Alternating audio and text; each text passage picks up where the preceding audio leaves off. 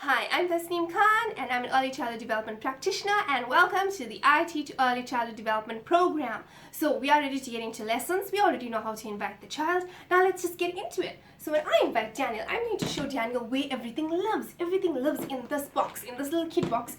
It's everything that we need. All our activities are here, our stationery is here.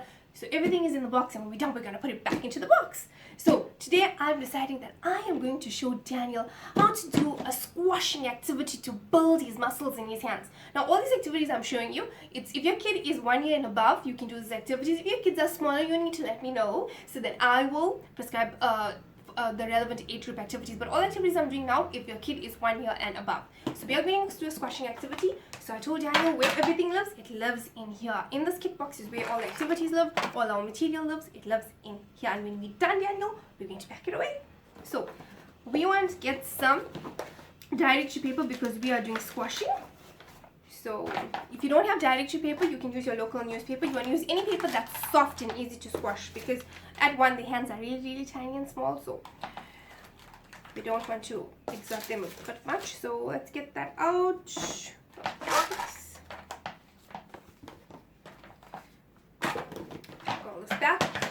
We're also showing them the process of how we take things out and how we put it back. That's the important thing. So you don't want to be that parent that's like, oh, I've got them, they took everything out and then didn't pack it away. So we always teach the process. If you use something, you got to put it away. Everything lives in a space. I live in the house, the dog lives in the kennel, and the activities, they either live in the cupboard, they live on the shelf, they live in a container, they live in a box. Everything has a place that they live, and they need to go back there, okay? So if you teach your kids that way, they're going to learn it, and then you're not going to have things all over the place. They're going to learn to always pack their things away. Okay, so this is a piece of directory paper, okay?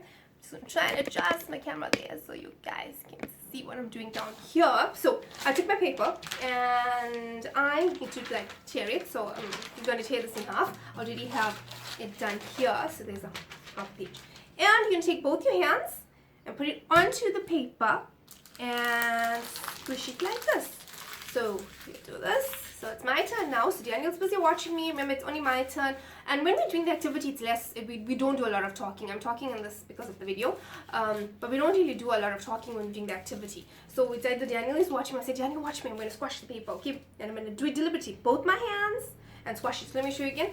So we squash it into a ball, and we're emphasizing how we're pressing our fingers because we want to get them to know that, hey, we need to use all our muscles and really squash it up into a ball. So the first activity we're doing is squashing. I'm going to show you that again, deliberate. So we're not talking. I already invited Daniel. Daniel is sitting, came to learn with me how to squash and make paper balls, okay? It's very exciting. I want to squash and make paper balls now, okay? Sitting next to me, I am being deliberate. I'm going to say, watch me. It's my turn first, and then it's your turn.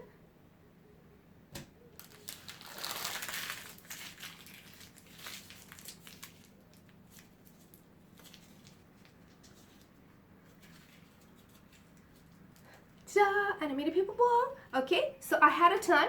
Actually, I had 2 turns now. And then I'm going to say, Daniel, would you like to have a turn? And then Daniel's going to have a turn. He's going to have as many turns as he likes. Remember, you are going to be the one that's going to tear the paper. Please don't allow them to tear. Just put them in half. Just tear them. We can use a ruler. And you make a lot of sheets. Maybe you can do about like 10 paper balls. I normally like to do things in 10s because we're going to learn to count 1 to 10. We're not counting now, so but indirectly we're going to do things in 10s. So yeah, we have paper ball, and later on we teach them a paper ball game so we don't waste our paper. What else can we do with the paper? Do recycling and stuff.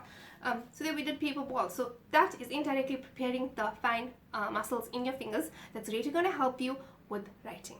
It makes it very stronger, and well, also lots of other activities, gripping and holding and preparing yourself for sports and stuff like that. So we are growing the fine muscles in the fingers.